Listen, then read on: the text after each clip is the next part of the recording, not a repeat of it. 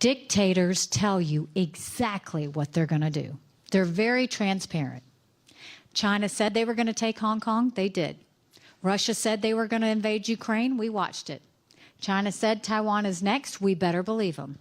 Russia said that after Ukraine, Poland and the Baltics are next.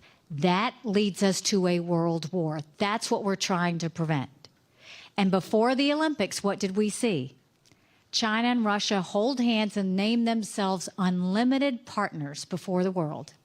Make no mistake, a win for Russia is a win for China. That's former Ambassador Nikki Haley speaking at the American Enterprise Institute.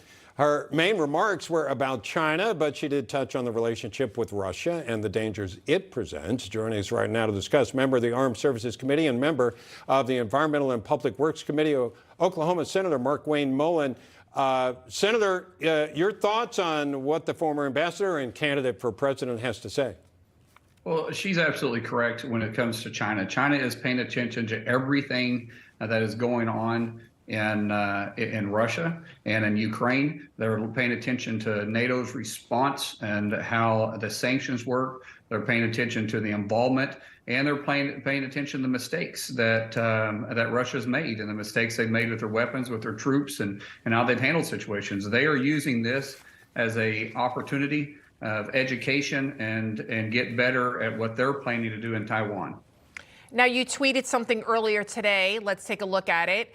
An attention-seeking union Teamster boss is trying to be punchy after our Senate hearing. Okay, I accept your challenge. MMA fight for charity of our choice, September 30th in Tulsa, Oklahoma. I'll give you 3 days to accept.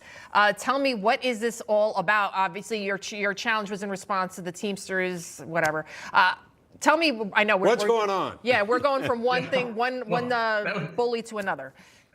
Yeah, so I mean, that was a about face on those two questions. But you know, Sean O'Brien, he's a Teamster union boss and an absolute bully. I mean, he's a thug in every way. He's been actually suspended from his own guys.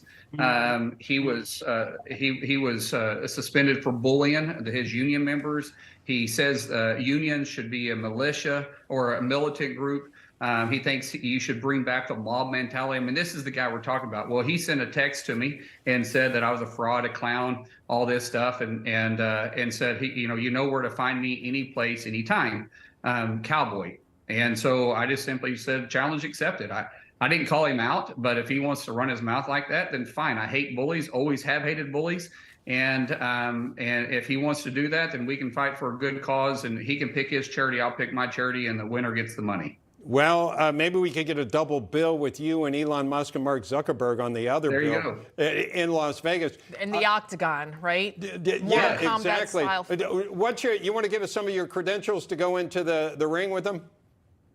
Well, I've stepped in there a few times in my life. You know, I was a professional fighter for a while. I wasn't as good as some, but I was better than others.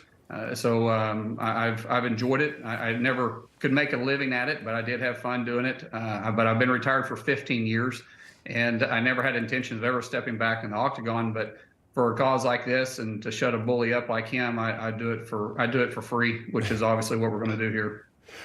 Before we let you go, we do want to take seriously your contributions and observations, obviously, in what's going on the world stage.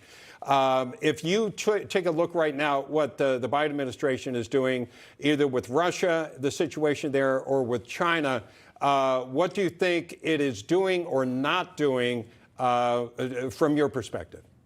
Well, listen, the United States, we can't continue to have this appeasement policy that Biden has right now. He believes in peace through appeasement, and I believe in what Reagan and what President Trump believes in is peace through strength.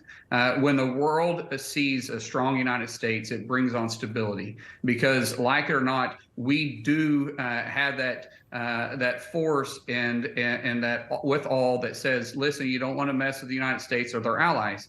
When we start taking a step back, you start seeing shaky grounds, and you see people like Putin and like President Xi in China be very aggressive to their neighbors.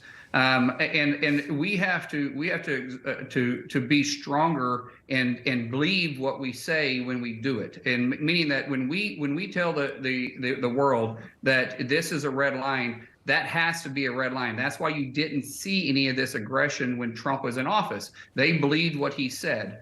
With Biden and with Obama, they have a red line that doesn't exist. And so we have to be back in the powerhouse and in the seat, because if not, President Xi is wanting to take that from us. Okay. And listen, we don't want the communists to be running the world. And so somebody has to be there, and it should be the United States. All right, Senator Markwayne Mullin, thank you so much for joining us. Thank you.